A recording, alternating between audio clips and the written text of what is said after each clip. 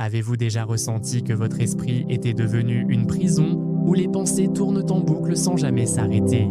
Et si je vous disais qu'il existe une clé pour ouvrir cette prison, une sagesse millénaire qui peut transformer votre relation avec vos pensées dès aujourd'hui? Restez avec moi, car ce que vous allez découvrir pourrait changer votre vie à jamais. Parfois, notre esprit devient un tourbillon mental qui ne connaît aucun répit. Des pensées qui se répètent à l'infini, des émotions qui nous tirent vers le bas, des souvenirs du passé qui reviennent sans prévenir. Tout cela nous épuise profondément, n'est-ce pas? Le Bouddha a dit quelque chose de profondément révélateur: l'esprit est tout, ce à quoi vous pensez, vous le devenez. Et voici la vérité libératrice: vous n'êtes pas vos pensées. Cette simple prise de conscience peut transformer toute votre existence. Le bouddhisme nous offre une vision profondément transformatrice de la nature de l'esprit. À première vue, cela peut sembler étrange, car nous nous identifions tellement à nos pensées qu'il est difficile d'imaginer qu'il existe quelque chose au-delà. Mais il y a quelque chose d'autre, ce quelque chose est notre véritable essence, la conscience observatrice. C'est comme une présence tranquille qui est là, observant simplement ce qui se passe sans s'accrocher à quoi que ce soit. Le véritable travail consiste à comprendre la nature de l'esprit, à voir les pensées avec des yeux pleins de compassion et à les laisser partir. L'esprit n'est pas un ennemi, c'est simplement un outil. Imaginez un singe agité sautant d'une branche à l'autre, d'une idée à l'autre, d'une émotion à l'autre sans relâche. Ce singe mental ne cherche pas à nous nuire, il fait simplement ce qu'il sait faire: penser, protéger, chercher du sens. La première étape consiste à reconnaître que l'esprit est changeant, que ses pensées ne sont pas permanentes. C'est là que tout commence, avec la capacité d'observer sans jugement, avec tendresse, avec patience. L'esprit s'apaise quand on le regarde avec amour. Si cette vidéo vous accompagne déjà dans votre transformation, prenez un instant pour vous abonner et activer la cloche de notification.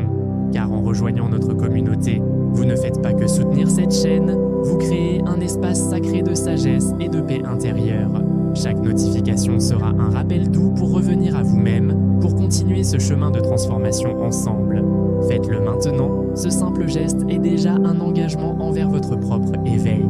Parfois, ce dont nous avons le plus besoin n'est pas une solution, mais simplement de nous arrêter, de respirer, de revenir à nous-mêmes, de sentir que nous sommes vivants ici et maintenant.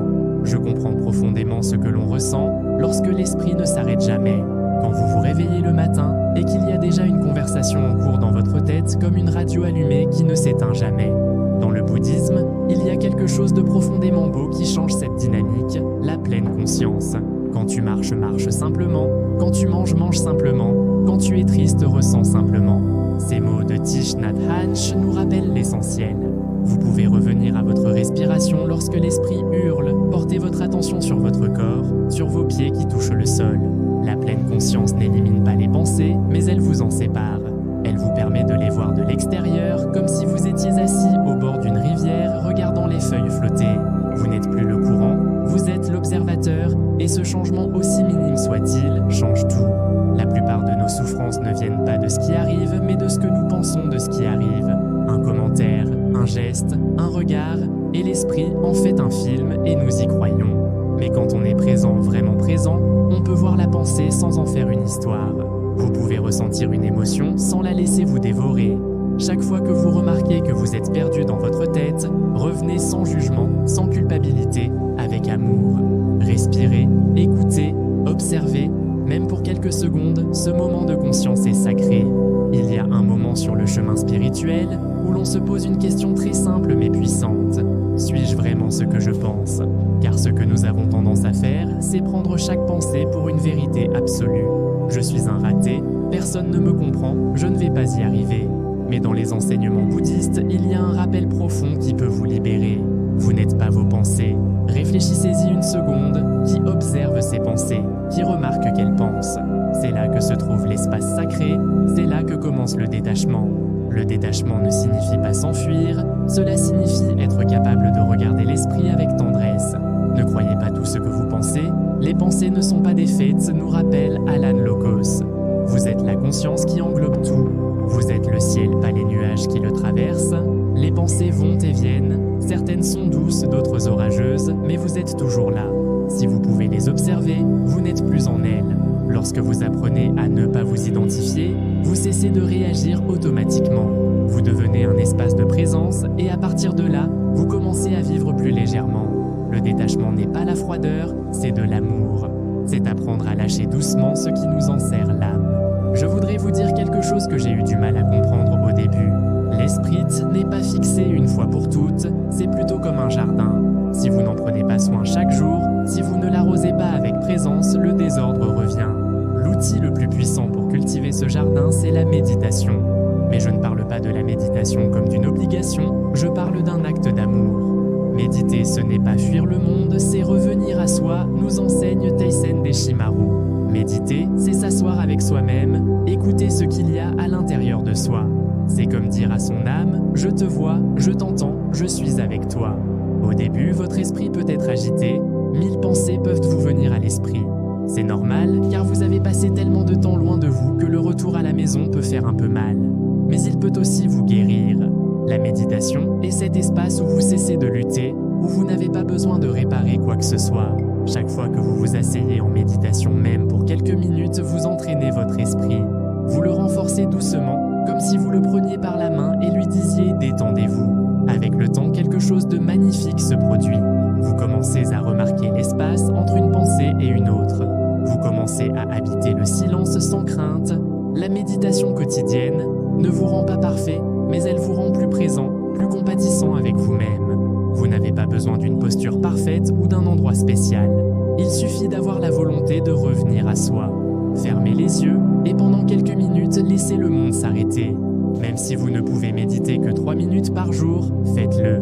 Faites-le pour vous, pour votre paix, pour tout ce qui en vous mérite d'être entendu sans jugement. La maîtrise de l'esprit n'est pas quelque chose qui se passe dans un monastère. Cela se passe ici dans la vie réelle, dans la rue, chez vous, dans la circulation, dans une conversation difficile. La pratique se trouve dans le quotidien, dans ces petits moments qui semblent insignifiants. Voici quelques conseils simples mais profonds que vous pouvez commencer à appliquer dès aujourd'hui. Premièrement, nommez ce que vous ressentez. Lorsqu'une pensée ou une émotion intense surgit, ne vous y plongez pas tout de suite. Prenez une seconde et dites à voix basse ou dans votre tête « Je ressens de la colère, je pense que je ne suis pas assez ». Cela crée de l'espace, cela fait de vous l'observateur. Deuxièmement, entraînez-vous à faire des pauses. Avant de réagir, respirez. Vous n'êtes pas obligé de répondre tout de suite. Entre le stimulus et la réponse, il y a un espace, nous enseigne Viktor Frankl. C'est dans cet espace que se trouve notre pouvoir de choisir. Troisièmement, utilisez des rappels visuels. Placez un mot sur votre bureau, un symbole sur votre papier peint, tout ce qui peut vous ramener au moment présent. Quatrièmement, faites attention à ce que vous consommez. L'esprit se nourrit aussi de lui-même, et s'il est exposé au bruit, aux nouvelles négatives, il est contaminé. Cinquièmement, parlez à vous-même comme vous parleriez à quelqu'un que vous aimez. Arrêtez de vous punir avec des pensées cruelles, la compassion commence à l'intérieur. Sixièmement, célébrez vos petits pas en avant. Chaque fois que vous choisissez de répondre calmement, chaque fois que vous vous observez, au lieu de réagir, vous grandissez. Maîtriser l'esprit ne consiste pas à le contrôler par la force. C'est plutôt apprendre à vivre avec lui comme avec un enfant agité, avec fermeté, mais aussi avec affection. Ne vous attendez pas à ce que tout soit parfait. Il y aura de bons jours et des jours chaotiques. Mais si vous revenez sans cesse à votre centre, si vous choisissez consciemment chaque étape, la sérénité s'installe en vous. Un jour, sans vous en rendre compte, vous remarquerez que quelque chose a changé. Non pas parce que le monde est devenu plus facile, mais parce que vous avez appris à être plus présent. Sur le chemin de l'apprentissage d'une vie plus calme, nous oublions souvent quelque chose d'essentiel. La façon dont nous nous parlons à nous-mêmes façonne également notre esprit. Nous voulons maîtriser nos pensées, trouver le silence, mais nous essayons souvent de le faire à partir d'un lieu de rigidité. Nous nous disons des phrases comme « je devrais avoir dépassé ce stade »,« je repense à la même chose ». Ainsi, sans nous en rendre compte, nous transformons notre processus intérieur en une course. Mais le bouddhisme nous invite à regarder d'un autre point de vue, un endroit plus aimant, plus doux. Car s'il est une chose qui transforme véritablement l'esprit, c'est bien la compassion. Compassion ne signifie pas pitié, cela signifie voir sa propre souffrance avec compréhension. Comme regarder quelqu'un que l'on aime profondément et lui dire « je sais que tu fais de ton mieux ». Thich Nhat Hanh a dit quelque chose de très fort. Lorsque vous accueillez tendrement ce qui est en vous, vous commencez à guérir naturellement. Ces pensées ne sont pas toujours des ennemis, parfois ce sont des parties de vous qui n'ont pas été écoutées, qui n'ont pas reçu d'amour. Parfois, ce sont des mécanismes de défense ou de vieilles blessures qui cherchent à attirer votre attention. Et si vous pouviez changer d'objectif?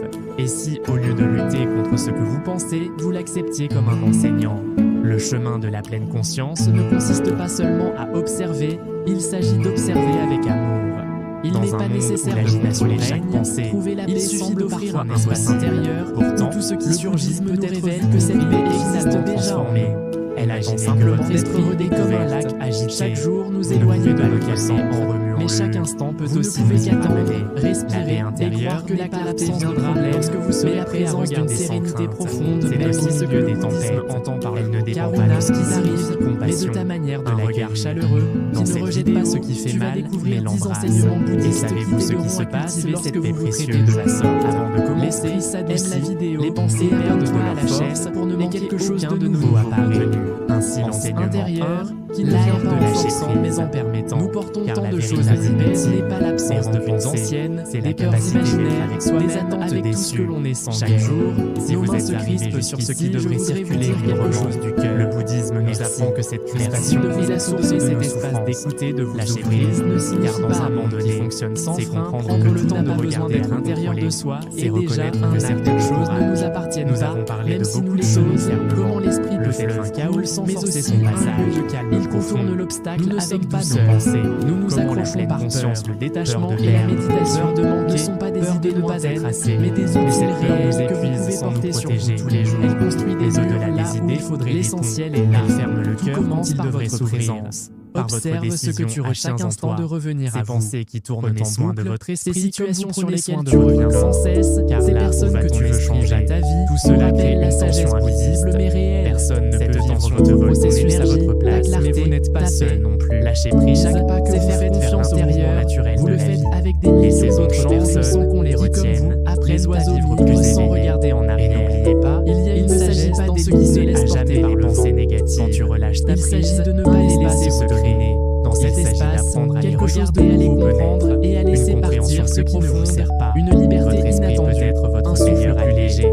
Un esprit serein pas une perte, mais une ouverture. Attention, le lâcher prise, décision vérifiée chaque jour commence par de petites choses envers vous-même. Cette conversation voilà donc avec plus de conscience, plus d'outils, et je l'espère un cœur un peu plus léger. Accepte-le. Et si jamais ce besoin d'avoir raison à perdre, si vous tombez, chaque relâchement est un acte de courage. Toujours revenir à votre respiration, à votre calme, mais de discerner ce qui mérite ton énergie. Avant de vous dire au revoir, ne valent pas d'être vous inviter depuis la douceur à continuer à marcher à la vraie sagesse.